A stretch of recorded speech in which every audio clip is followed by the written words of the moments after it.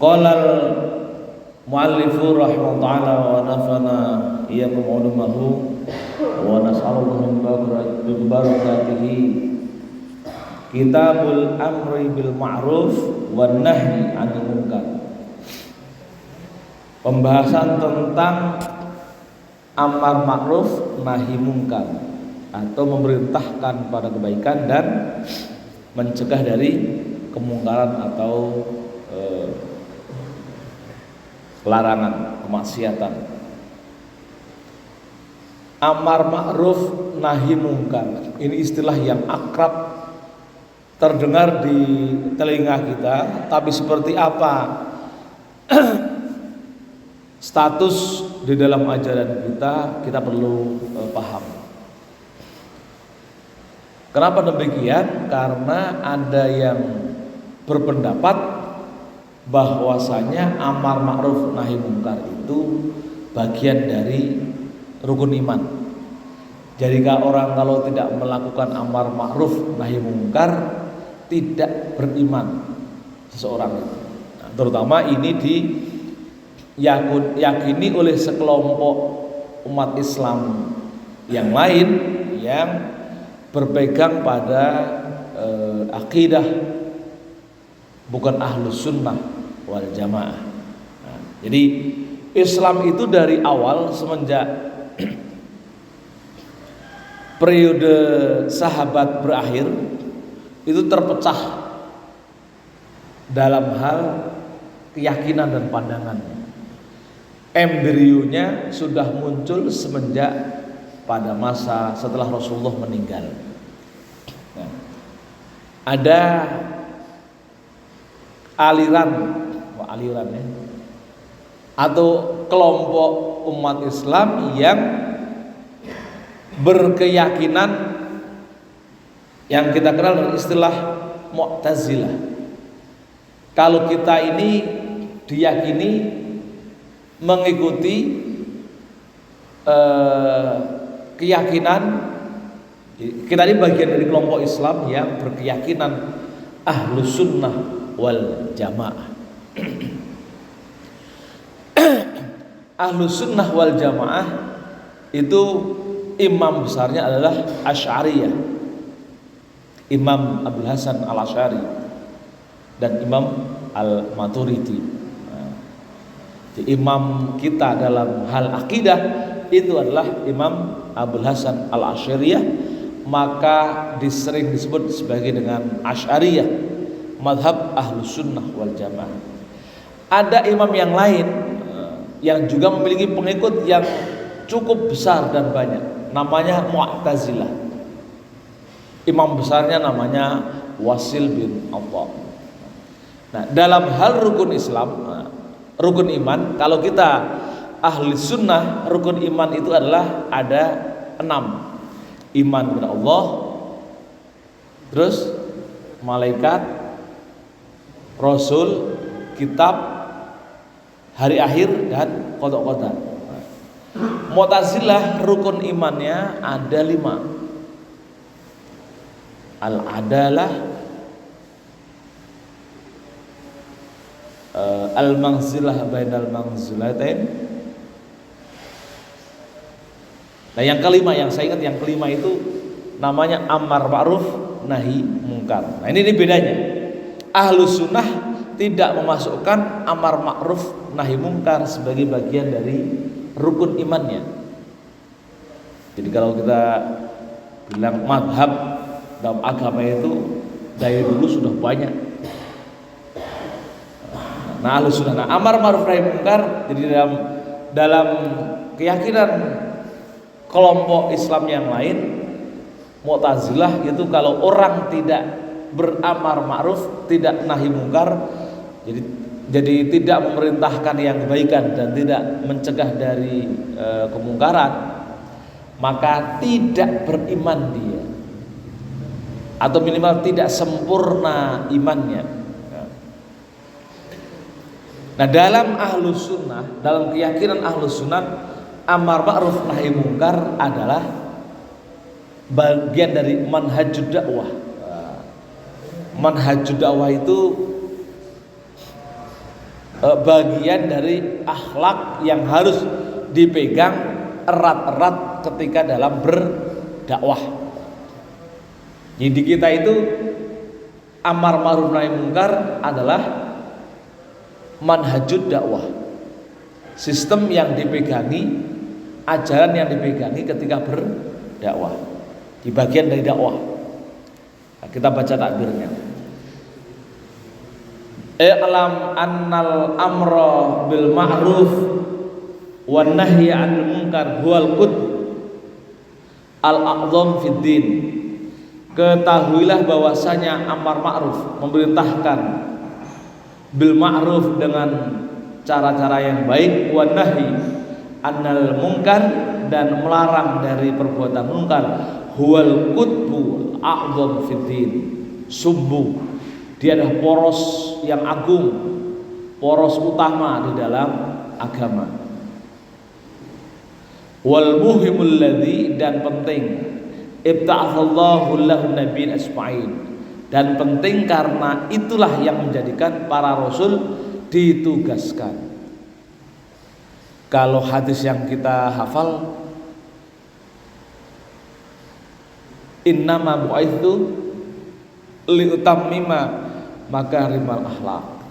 Jadi sungguh aku diutus untuk menyempurnakan akhlak yang ini masuk dalam bagian amar ma'ruf nahi mungkar. Maka kemudian dalam ahlu sunnah dianggap sebagai etika dakwah atau strategi dakwah.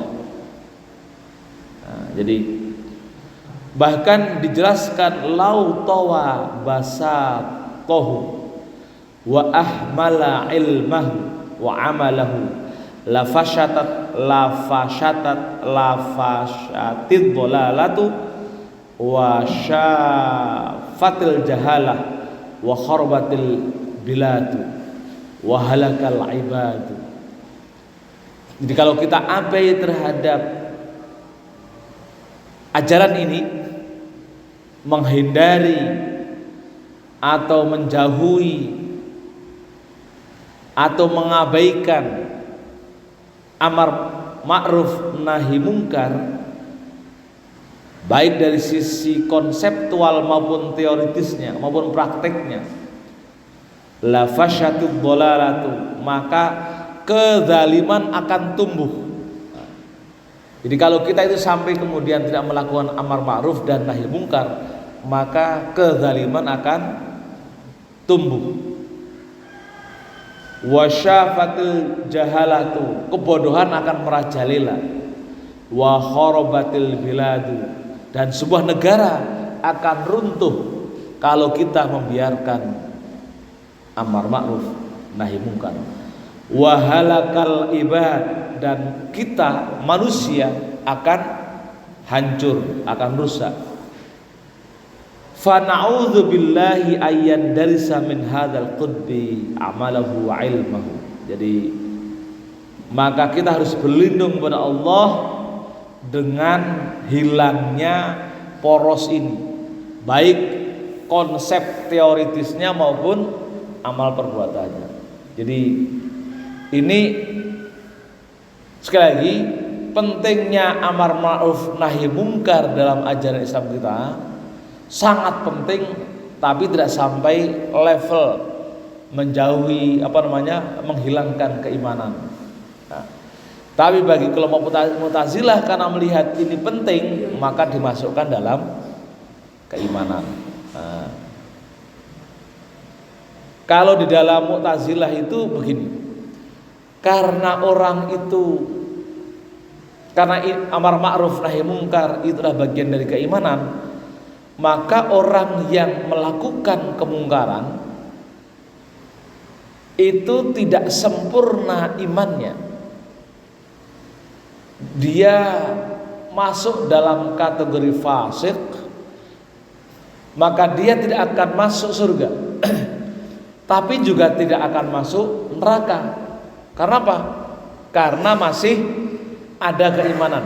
Maka konsep akidahnya, rukun imannya ada namanya al-manzilah bainal manzilatain. Posisi yang berada di antara dua rumah.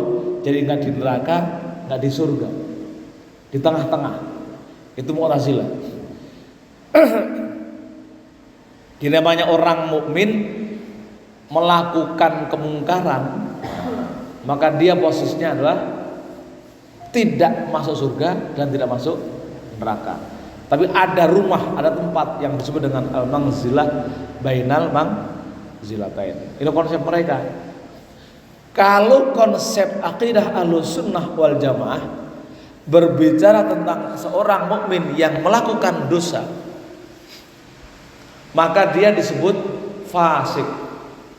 Jadi orang mukmin yang melakukan dosa disebut fasik. Karena berdosa tapi dia punya keimanan, maka dia sebelum, karena untuk masuk surga harus bersih dosanya, maka dia harus mampir dulu ke neraka, harus dibakar dulu dosanya. Nah, konsepnya udah beda itu. Di konsep kelompok Islam yang lain ada tempat orang mukmin yang berbuat dosa, ada satu tempat menampung mereka.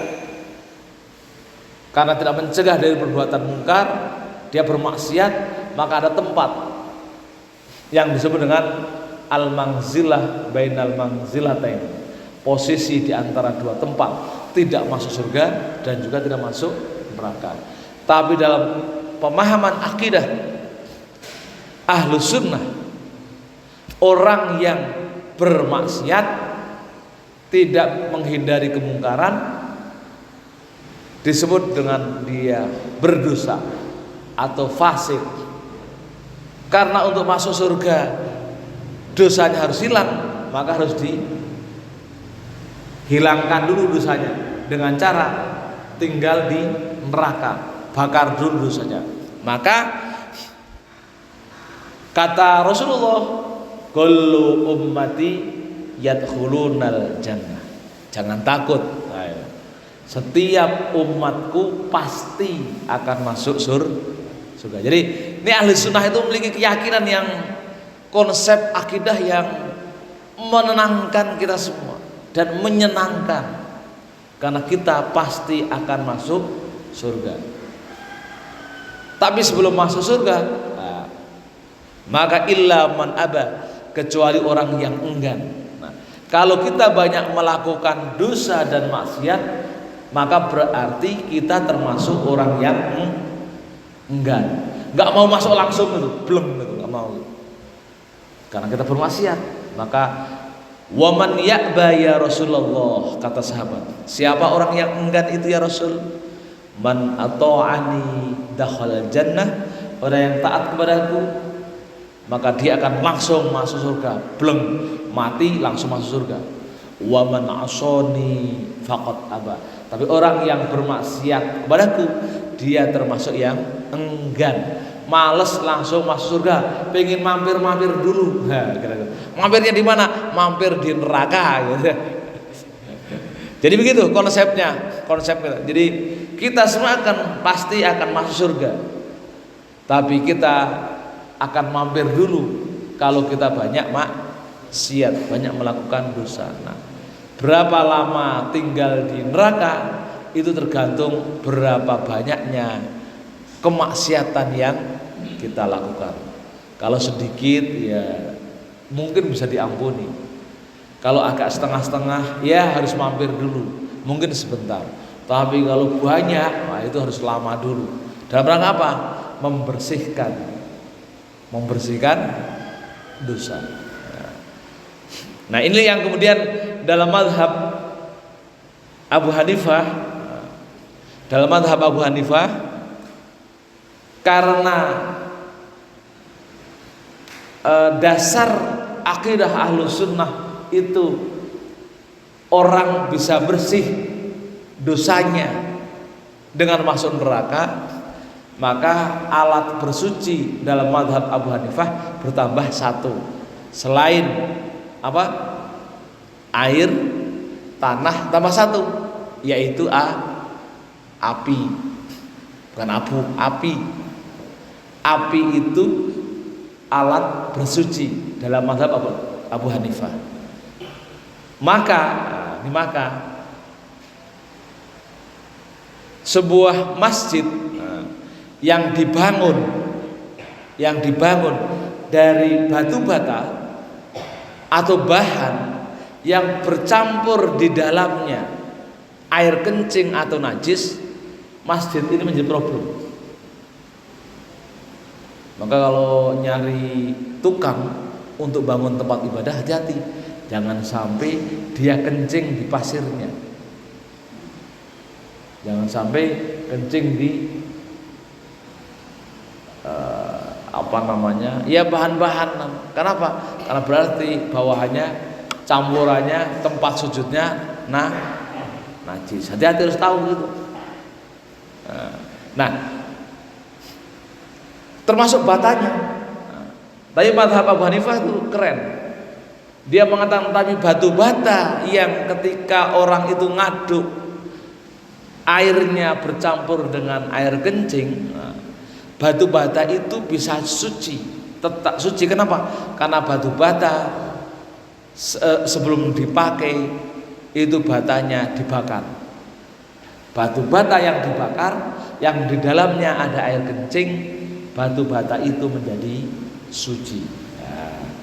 Kenapa? Karena alat bersuci tambah satu, api. Tapi jangan kemudian ketika wudhu nggak ada air, nggak ada debu, kita wudhunya pakai api, yang belonyoh lah kan, melepuh kulit kita wudhunya, pengen tayamum pakai api.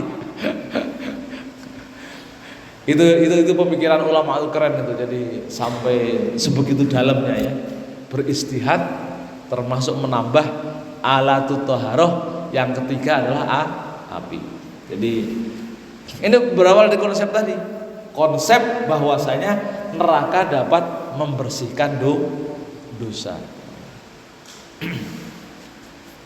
Nah, kita carikan dalilnya, kita lihat dalil-dalilnya, betapa strategisnya, betapa pentingnya amr bil ma'ruf wa nahyi 'anil munkar, mencegah, memerintahkan kebaikan ya, dan menghindari kemungkaran. Jadi apa ya status hukumnya?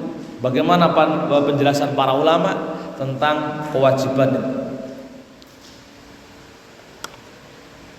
Dalla ala dzalika min ayat qauluhu ta'ala. Allah Subhanahu wa taala berfirman, "Wal takun minkum ummatun yad'una ilal khair wa ya'muruna bil ma'ruf wa yanhauna 'anil munkar wa ulaika humul muflihun." Dan jadilah di antara kalian itu adalah umat yang menyeru kepada kebaikan,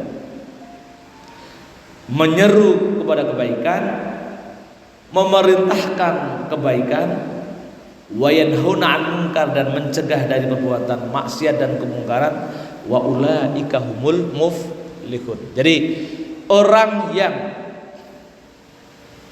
berkomitmen untuk menyeru pada kebaikan,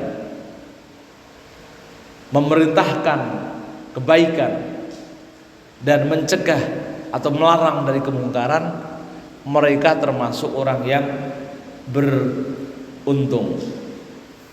Nah, jadi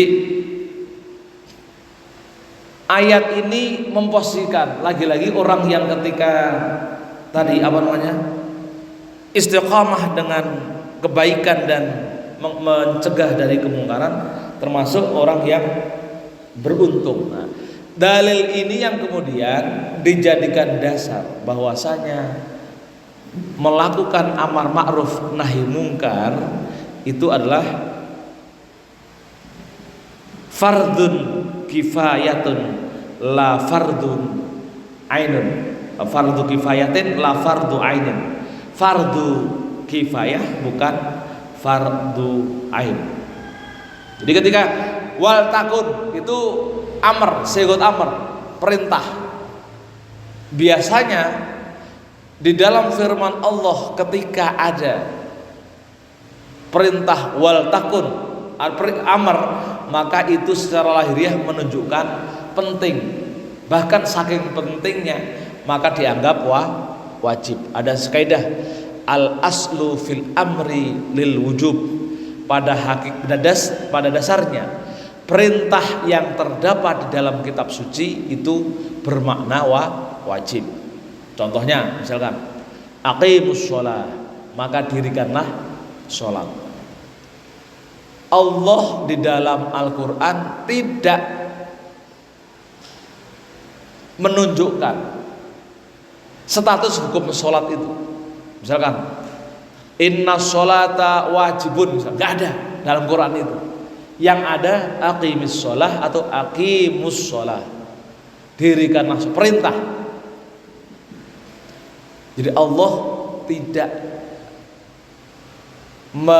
berfirman, tidak ada dalam firman Allah yang menegaskan bahwasanya sholat itu wajib di dalam Quran.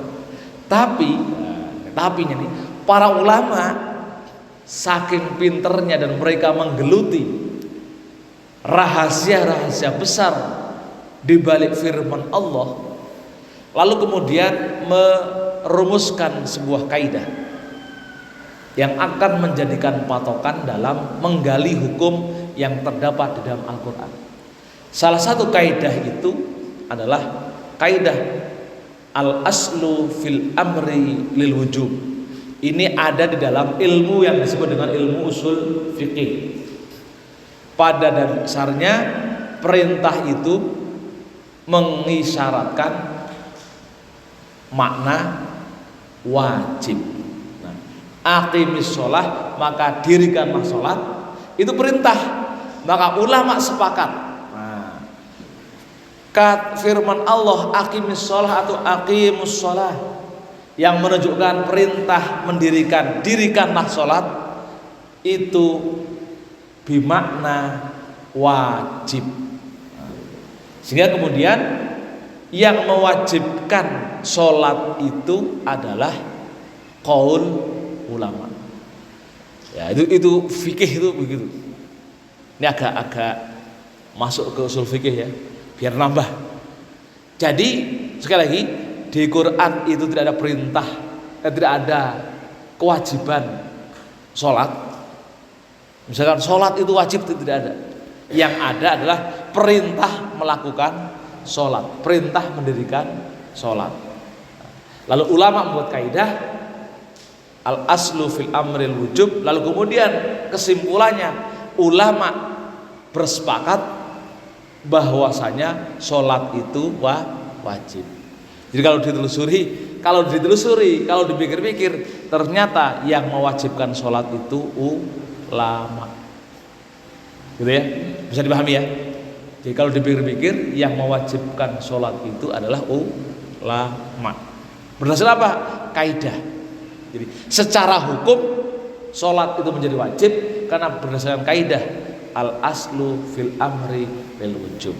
Pada hakikatnya perintah itu bermakna kewajiban. Nah, lalu kemudian timbul masalah lain. Bagaimana dengan perintah-perintah lain dalam Al-Quran? Padahal ulama sudah menetapkan al aslu fil amril wujub.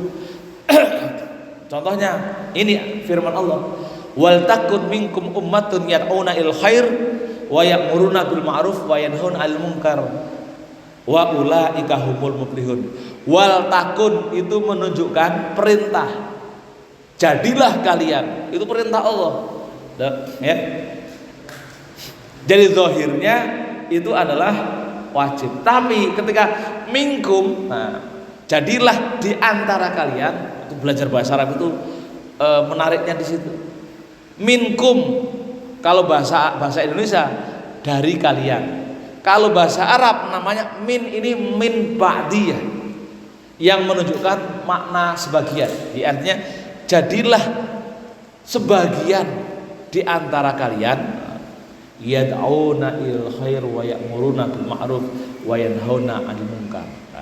Jadi kemudian perintah untuk amar ma'ruf nahi munkar itu adalah perintah untuk sebagian.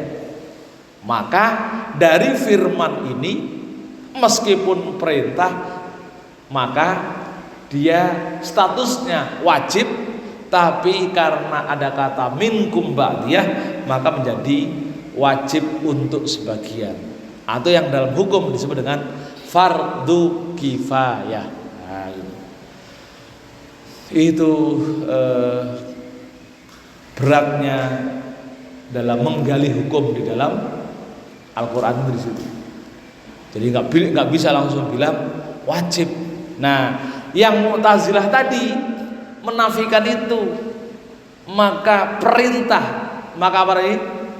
Amar ma'ruf nahi mungkar menjadi rukun iman. Tapi kita, kelompok kita Ahlus Sunnah wal Jamaah, bukan rukun iman. Dia wajib, tapi wajib kifayah. Jadi idza qala bihi wahidun saqatal fardu 'anil akharin. Jika ada sebuah maksiat lalu sudah ada orang yang menegur, melarang atau memerintahkan kepada kebaikan, maka sudah jatuh, sudah gugur kewajiban kita. Di sebuah kampung sudah ada pengajian, gugur dosanya. Kalau nggak ada ngaji, itu dosa semua. Nah, kalau nggak ada pengajian, dosa semua. Tapi karena sudah ada pengajian, meskipun hanya malam Jumat, itu kan amar ma'ruf, maka sudah gugur kewajibannya. Yang lainnya yang nggak ngaji-ngaji nggak dosa. Jadi berterima kasihlah orang-orang yang nggak pernah ngaji, tapi ada sekelompok di situ tetap ada pengajian. Karena pengajian itu menggugurkan kewajiban dia, gugur kewajiban dia untuk ikut ngaji. Jadi sehingga satu kampung ini tidak kena dosa. Nah, gitu ya. Sama ketika di dalamnya ada maksiat. Orang misalkan di kampung ini misal di kampung ini ada satu rumahnya dijadikan tempat perzinahan misalkan gitu ya. Tempat perzinahan, tempat zina. Nah, kalau nggak ada yang yanhauna 'anil munkar, maka seluruh kampung ini dosa. Itu makna fardu kifayah. Maka harus ada yang menegur, mengingatkan atau melarang. Kalau sudah ada yang menegur, dosa kita sudah gugur. Bahkan kita berterima kasih pada orang-orang yang berani, memiliki keberanian untuk yanhauna atau nahi mungkar. Kenapa?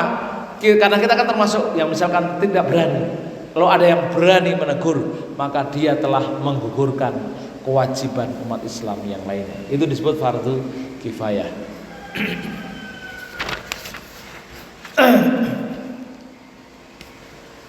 Jadi itu yang perlu dipahami.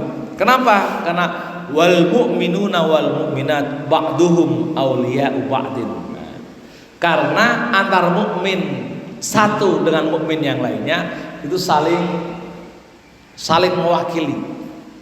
Ba'duhum awliya'u ba'din.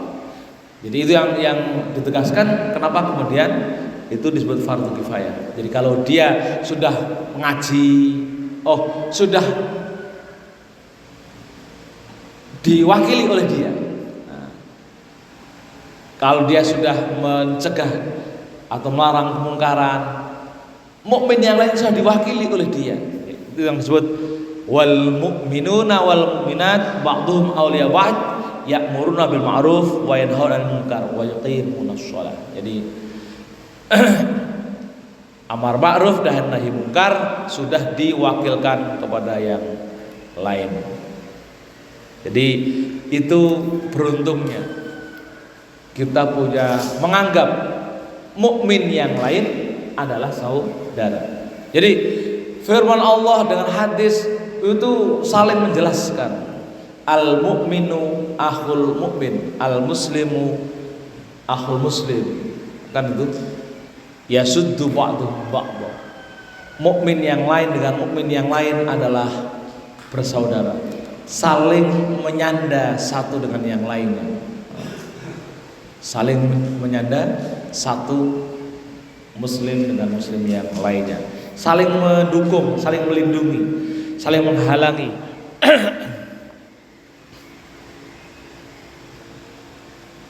Nah, orang-orang yang abai terhadap amar ma'ruf nahi mungkar ini, dalam firman lain Allah berfirman, la'anal ladzina kafaru min bani Israil ala lisani Dawud wa Isa bin Maryam dzalika bima asaw wa kanu ya'tadun. Allah melaknat orang-orang kafir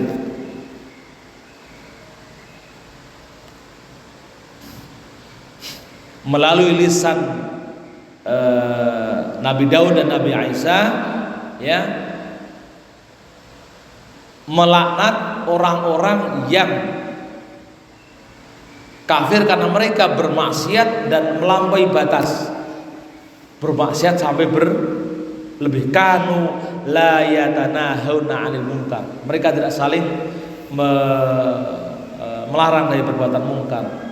Fa'aluhu labi sama kanu yaf'alun, mereka mengerjakan, melakukan itu. Jadi dilaknat orang kalau tidak saling mencegah.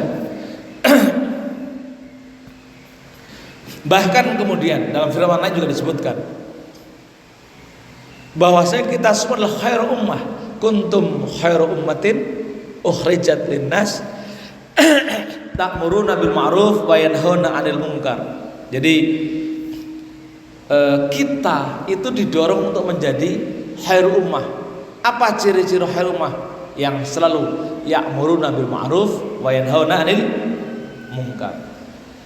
Berani memerintahkan pada kebaikan, mencegah kepada kemungkaran. Rata-rata sebagian besar lebih banyak yang berani memerintahkan atau mengajak pada kebaikan daripada mencegah kemungkaran. Harusnya kan seimbang. Tapi ini sempurna status khairu ummah kalau amar ma'ruf iya, nahi mungkar juga iya. Nah, kira gitu.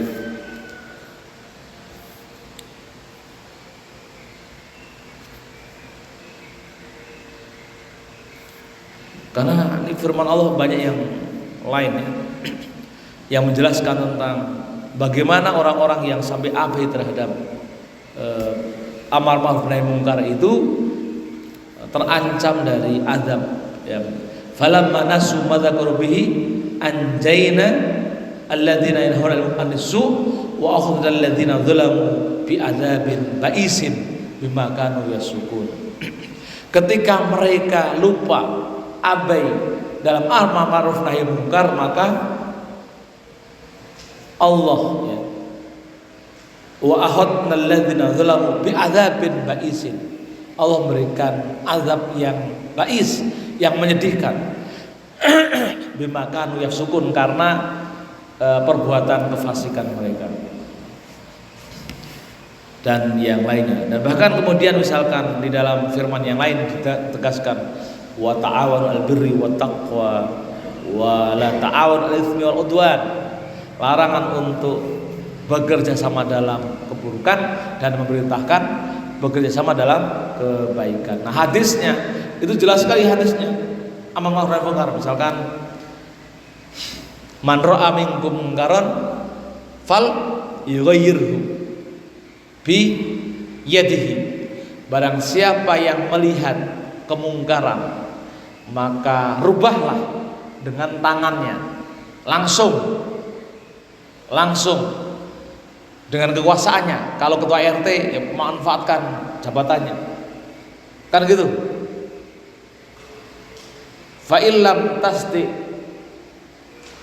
fabi lisani, kalau enggak bisa pakai lisannya, itu udah masuk amar ma'ruf, pakai lisan. Awalnya pakai kekuasaan, pakai tangannya, kalau enggak mampu pakai mulutnya. Fa illam tasti fa biqalbihi, kalau nggak bisa juga, nggak berani, cukup pakai hatinya. Tapi kata Allah, wadzalika ad'aful iman. Jadi kalau hanya berdoa itu dianggap paling rendah, standarnya itu paling rendah. Tapi itu lebih baik karena sudah mencegah kemungkaran.